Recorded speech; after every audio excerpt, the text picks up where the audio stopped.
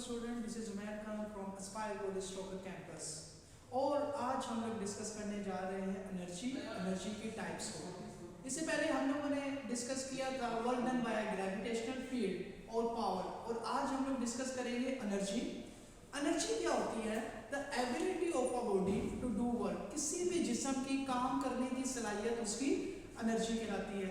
तो हम इसको कैसे डिफाइन करेंगे? We can define energy the ability of a body to do work. किसी भी जिस्म के अंदर काम करने की सलाहियत उसकी एनर्जी कहलाएगी। अब याद रखिएगा, कोई भी बॉडी कितना वर्क कर सकती है, कोई भी बॉडी कितना वर्क कर सकती है जितनी उसके अंदर एनर्जी होगी। तो कोई भी बॉडी कितना वर्क करेगी जितनी उसके अंदर एनर्जी होगी। या फिर हम लोग ऐसे भी कह सकते हैं कि बॉडी के ऊपर जितना वर्क करोगे, बॉडी के ऊपर जितना वर्क करोगे उतनी ही बॉडी के अंदर एनर्जी होगी। तो हम लोग इसको किस तरीके से एक्सप्लेन कर सकते हैं? बॉडी के अंदर जितनी एनर्जी होगी बॉडी उतना ही वर्क करेगी, या बॉडी के ऊपर जितना वर्क करेंगे बॉडी के अंदर उतनी ही एनर्जी स्टोर होगी। उसके बाद हम लोग एनर्जी की टाइप्स को डिस्कस करते हैं। एनर्जी की टाइप्स यहाँ पे जो हम डिस्कस करने लगे हैं, हम लोग मैकेनिकल एनर्जी को डिस्कस कर रहे हैं। What is mechanical energy?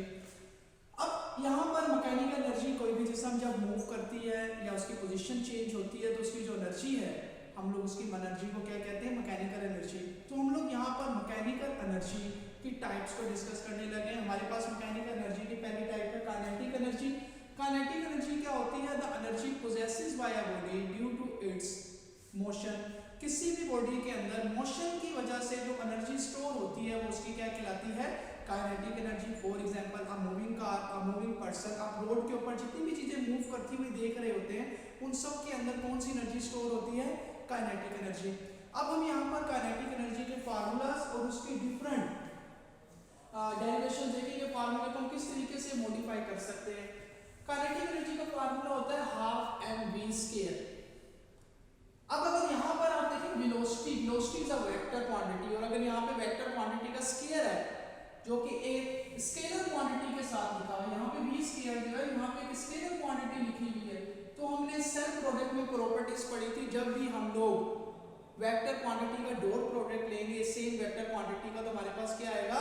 उस क्वांटिटी का स्क्वायर आएगा। तो यहाँ पे हम v स्क्वायर को v डॉट v भी लिख सकते हैं, और जब हम लोग डॉट प्रोडक्ट ओपन करेंगे तो ये हमारे पास क्या आ जाएगा? v square. इसी तरीके से मैस और वेलोसिटी को अगर हम लोग मल्टीप्लाई करें तो मैस और वेलोसिटी आपस में क्या बन जाएगा? मोमेंटम। तो ये फार्मूला इस तरीके से भी लिखा जा सकता है हाफ p डॉट v। और अगर हम लोग काइनेटिक एनर्जी का जो फार्मूला है हाफ एम वी स्क्वायर, अगर इस फार्मूले को मैस से मल्टीप्लाई करें और मैस से डिवाइड करें तो यहाँ पर जो वैल्यू आप मल्टीप्लाई कर रहे हैं m और n आपस में मल्टीप्लाई होकर क्या हो गया? m square. और ये जो नीचे वाला m था ये एज इट इज मैं 2 के साथ यहाँ पर लिख दिया। अब m v किसके इक्वल होता है? हमने फार्मूला पढ़ा है p is equal to m v। तो क्यों m स्क्वायर v स्क्वायर है तो यहाँ पर क्या आ जाएगा? p square. तो काइनेटिक एनर्जी और मोमेंटम का आपस में क्या रिलेशन है? Kinetic energy is equal to 1/2mp square. और अगर यहाँ से मैं मोमेंटम की वैल्यू कैलकुलेट करना चाहूँ तो मोमेंटम मेरे पास कितना आएगा? 2m को इस तरह भेजें, और क्योंकि p स्क्वायर है तो स्क्वायर रूट ले लें, तो हमारे पास मोमेंटम किसके इक्वल आ गया? √2m kinetic energy. अब इसके बाद यहाँ पे हम लोग कुछ इसके केसेस डिस्कस करते हैं। अगर हमारे पास बॉडी का मास, दो बॉडीज हैं उनके मास कांस्टेंट है, अगर बॉडी के मास जो है वो चेंज नहीं हो रहे तो आप याद रखिएगा kinetic energy is directly proportional to p square. Kinetic energy जो मोमेंटम के स्क्वायर के इक्वल होगी। इसी तरीके से अगर बॉडीज जो है उनका मोमेंटम कांस्टेंट है, अगर दो बॉडीज हैं और इन दोनों बॉडीज का मोमेंटम कांस्टेंट है तो हम लोग उनकी काइनेटिक एनर्जी को कैसे देखेंगे? हम काइनेटिक एनर्जी इस, अगर मोमेंटम कांस्टेंट है तो kinetic energy is inversely proportional to mass. तो काइनेटिक एनर्जी हमारे पास मास के इनवर्सली प्रोपोर्शनल होगी। अगर मास ज्यादा होगा तो काइनेटिक एनर्जी हमारे पास क्या होगी? कम होगी। अब यहाँ से भी एक न्यूमेरिकल भी करेंगे। पहले हम लोग एक एमसीक्यू देखते हैं। If mass and velocity are double, अगर हमारे पास बॉडी का मास और बॉडी की वेलोसिटी को डबल कर दिया जाए तो उसकी काइनेटिक एनर्जी पर क्या फर्क पड़ेगा? तो काइनेटिक एनर्जी का फार्मूला होता है हाफ एम वी स्क्वायर। अब देखिए मैंने यहाँ पर मास को भी डबल कर दिया और वेलोसिटी को भी डबल कर दिया। मास 2m आ गया, जब स्क्वायर ओपन करेंगे तो ये 4v स्क्वायर हो जाएगा, 2 4 द 8, मैंने ये 8 बार लिख दिया, बाकी अंदर क्या आ गया हाफ mv स्क्वायर, जो कि किसके इक्वल होता है काइनेटिक एनर्जी के। तो यानी कि न्यू काइनेटिक एनर्जी जो है वो हमारे पास कितनी होगी 8 टाइम इंक्रीज होगी। अगर हम मास और वेलोसिटी को डबल करें तो जो काइनेटिक एनर्जी है वो कितनी इंक्रीज हो जाएगी 8 टाइम। इसी तरीके से कह रहा है if the car and truck are moving with same momentum then kinetic energy will be, अगर हमारे पास एक कार है और एक ट्रक है, दोनों सेम मोमेंटम के साथ मूव कर रहे हैं तो उनकी काइनेटिक एनर्जी क्या होगी।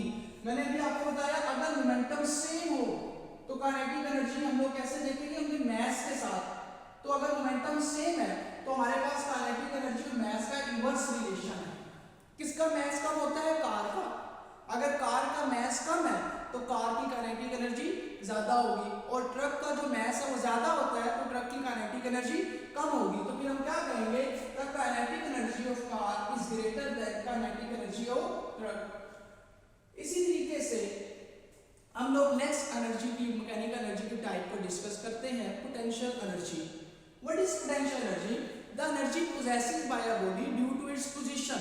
अगर बॉडी की पोजीशन को हम लोग चेंज करें, अगर बॉडी की पोजीशन को हम चेंज करें तो उसकी पोजीशन चेंज करने से जो एनर्जी उस बॉडी के अंदर आएगी वो एनर्जी हमारे पास कौन सी होगी पोटेंशियल एनर्जी। अब हम लोग पोटेंशियल एनर्जी की टाइप्स को डिस्कस करते हैं। पहली हमारे पास टाइप है gravitational potential energy. Gravitational potential energy हमारे पास क्या होती है जब हम लोग ग्रेविटी के अगेंस्ट बॉडी को मूव कराते हैं। बॉडी जमीन पे पड़ी हुई थी, मैंने इस बॉडी को यहाँ से उठाया, इसको मैं ऊपर लेके जा रहा हूँ, मैं ग्रेविटी के अगेंस्ट वर्क कर रहा हूँ, तो इस बॉडी के अंदर जो एनर्जी स्टोर होगी कौन सी एनर्जी होगी ग्रेविटेशनल पोटेंशियल एनर्जी। और इस बॉडी के अंदर कितनी एनर्जी स्टोर होगी जितना मैं इस बॉडी के ऊपर वर्क करूंगा। अगर मैं इसको इस पॉइंट से उठाकर यहाँ तक लेकर आया और मैंने इसके ऊपर 5 जूल वर्क किया तो इसके अंदर कितनी एनर्जी स्टोर होगी 5 जूल। जितना वर्क करेंगे उतनी ही एनर्जी बॉडी के अंदर स्टोर होगी, मैंने आपको स्टार्ट में बताया। तो इसी तरीके से इसका फार्मूला होता है mgh। उसके बाद नेक्स्ट हमारे पास है कि इलास्टिक पोटेंशियल एनर्जी। अगर हमारे पास स्प्रिंग है, अगर हम स्प्रिंग को कंप्रेस करें या हम उसको उसको एक्सटेंड करें तो हमारे पास उस स्प्रिंग के अंदर जो एनर्जी स्टोर होगी वो एनर्जी कहलाएगी इलास्टिक पोटेंशियल एनर्जी। और इलास्टिक पोटेंशियल एनर्जी हम कैलकुलेट करते हैं हाफ के एक्स स्क्वायर। इसके बाद नेक्स्ट हमारे पास है इलेक्ट्रिक पोटेंशियल एनर्जी। जब हम इलेक्ट्रिक फील्ड के अगेंस्ट चार्ज पार्टिकल को मूव करवाते हैं तो उसके अंदर जो एनर्जी स्टोर होती है वो कौन सी एनर्जी होती है इलेक्ट्रिक पोटेंशियल एनर्जी। और इलेक्ट्रिक पोटेंशियल एनर्जी हम लोग कैलकुलेट करते हैं v potential and q charge of a particle, तो v मल्टीप्लाई बाय q। अब हम लोग डिस्कस करते हैं कुछ इंपॉर्टेंट की पॉइंट्स को। ओके स्टूडेंट, पहला पॉइंट है हमारे पास potential energy is always measured with some reference point. Potential energy जो है उसको मेजर करने के लिए हमेशा हमें कोई रेफरेंस पॉइंट चाहिए।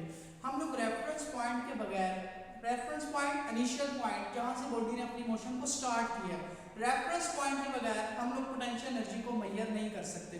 फॉर एग्जांपल हमारे पास एक टेबल है और वो टेबल जो है वो हमारे पास जमीन से कितनी हाइट के ऊपर प्लेस है, जमीन से h हाइट के ऊपर प्लेस है, और इस टेबल से एक बॉल है जो कि टेबल से h1 हाइट के ऊपर मौजूद है, और ये बॉल जो है ये जमीन से कितनी हाइट के ऊपर मौजूद है, जमीन से जो इसकी हाइट है वो है हमारे पास h2। अब मुझे इस बॉल की पोटेंशियल एनर्जी बतानी है। अब अगर मैं इस टेबल को मैं कंसीडर करूं कि बॉल जो है इनिशियली इस टेबल के ऊपर पड़ी हुई थी, तो जब मैंने इस बॉल को इस टेबल से उठाकर यहाँ पर लेकर गया तो मैंने कितनी हाइट कवर की h1। तो अगर मैं इस टेबल की टॉप को रेफरेंस पॉइंट मानूं, इस टेबल की टॉप को रेफरेंस पॉइंट मानूं, तो फिर मैं हाइट कौन सी कंसीडर करूंगा h1। तो फिर मेरे पास यहाँ पर पोटेंशियल एनर्जी क्या आएगी, potential energy is equal to mgh1, क्योंकि मुझे हाइट कितनी कवर की है h1। अब अगर मैं जमीन को रेफरेंस पॉइंट कंसीडर करूं कि हमारे पास जो अर्थ है वो हमारे पास रेफरेंस पॉइंट है, वो पॉइंट जहां से मैंने इस बॉल को उठाकर लेकर गया हूं, तो फिर मैं हाइट कौन सी कंसीडर करूंगा h2। तो फिर मेरे पास जो पोटेंशियल एनर्जी आएगी वो पोटेंशियल एनर्जी आएगी mgh2। तो हमारे पास देखिए अगर रेफरेंस पॉइंट टेबल टॉप है तो तो पोटेंशियल एनर्जी में हाइट कौन सी मैं ले रहा हूँ h1, क्योंकि मैं बॉल को टेबल की टॉप से लेकर जा रहा हूँ तो पोटेंशियल एनर्जी होगी mgh1। और अगर रेफरेंस पॉइंट हमारे पास अर्थ है तो हाइट कौन सी है हमारे पास h2, तो मेरे पास पोटेंशियल एनर्जी कितनी होगी mgh2। तो पोटेंशियल एनर्जी को हमेशा मुहैया करने के लिए हमें रेफरेंस पॉइंट की जरूरत होती है। उसके बाद पोटेंशियल एनर्जी स्टोर, किसी भी बॉडी के अंदर पोटेंशियल एनर्जी कब स्टोर होती है, when a body move against the field, जब कोई भी बॉडी फील्ड के अगेंस्ट मूव करती है। अब देखें, अगर ग्रेविटेशनल पोटेंशियल एनर्जी को स्टोर करवाना है तो आप एक बॉडी को यहाँ से उठाएं और ग्रेविटी के अगेंस्ट, अब ग्रेविटेशन फोर्स बॉडी को कहाँ खींच रही है, नीचे खींच रही है, और बॉडी कहाँ मूव कर रही है, अपवर्ड, तो ग्रेविटी के अगेंस्ट मूव कर रही है। तो इसके अंदर कौन सी एनर्जी स्टोर होगी, पोटेंशियल एनर्जी। इसी तरीके से अगर इलेक्ट्रिक पोटेंशियल एनर्जी स्टोर करानी है तो इलेक्ट्रिक फील्ड के अगेंस्ट मूव करवाना पड़ेगा। और अगर इलास्टिक पोटेंशियल एनर्जी है तो स्प्रिंग की इलास्टिसिटी के अगेंस्ट वर्क करना पड़ेगा। तो जब भी हम लोग अगेंस्ट द फील्ड वर्क करते हैं, जब भी हम लोग अगेंस्ट द फील्ड वर्क करते हैं तो जो एनर्जी स्टोर होती है वो एनर्जी कौन सी होती है, पोटेंशियल एनर्जी। इसके बाद क्योंकि potential energy against the field जा रही है तो इसलिए पोटेंशियल एनर्जी जो है हमेशा नेगेटिव होती है, क्योंकि पोटेंशियल एनर्जी हमेशा अगेंस्ट द फील्ड वर्क कर रही होती है, तो potential energy is always negative. लेकिन जब हम चेंज कैलकुलेट करते हैं इसका, पोटेंशियल एनर्जी में कितना चेंज आया, तो चेंज हमारे पास हमेशा पॉजिटिव होता है। तो याद रखिएगा पोटेंशियल एनर्जी हमेशा नेगेटिव होती है, लेकिन हम जब चेंज कैलकुलेट करते हैं, पोटेंशियल एनर्जी जब एक पॉइंट से दूसरी पॉइंट पे बॉडी गई है तो पोटेंशियल एनर्जी में कितना चेंज आया, तो जब भी हम चेंज कैलकुलेट करेंगे तो चेंज हमेशा हमारे पास पॉजिटिव आएगा।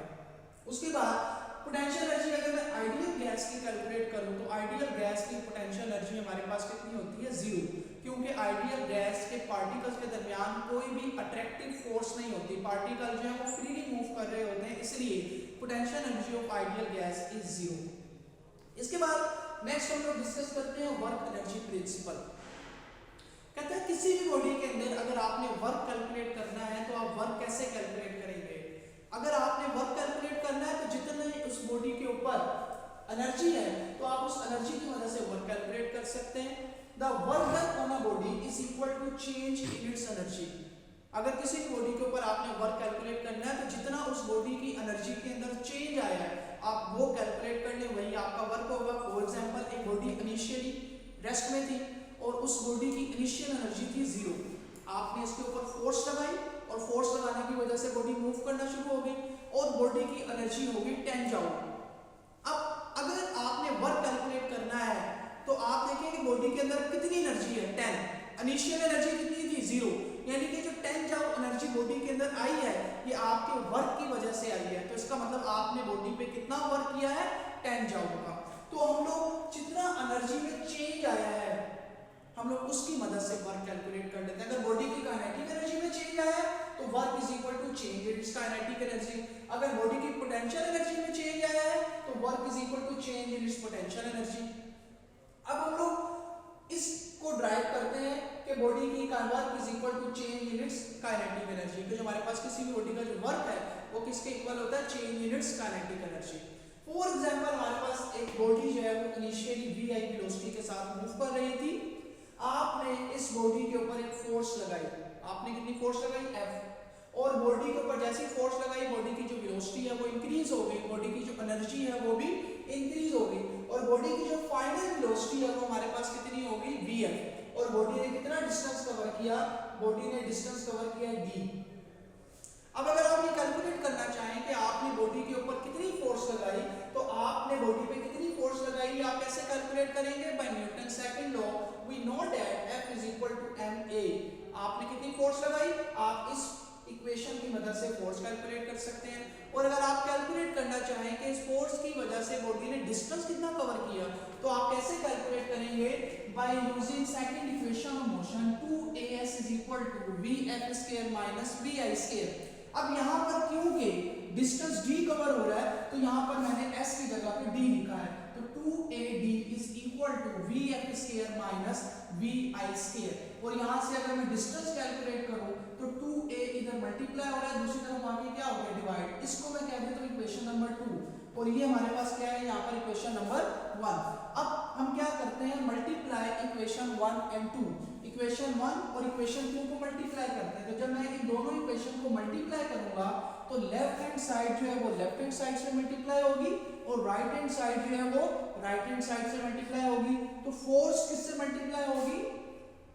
F is multiplied by D and MA is multiplied by 1 over 2A into VF square minus VI square। अब यहाँ पर ये A जो है इस A से कैंसिल आउट हो गया और हमारे पास बाकी वैल्यू क्या बची?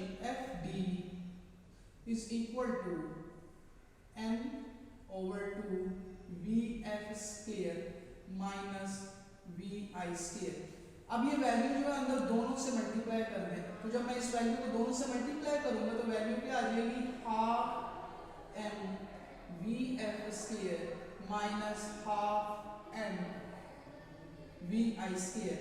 तो ये हमारे पास किसका फार्मूला बन रहा है? Half M V square kinetic energy. तो ये हमारे पास आ गया kinetic energy final minus kinetic energy initial, जिसे मैं लिख सकता हूँ change in its kinetic energy.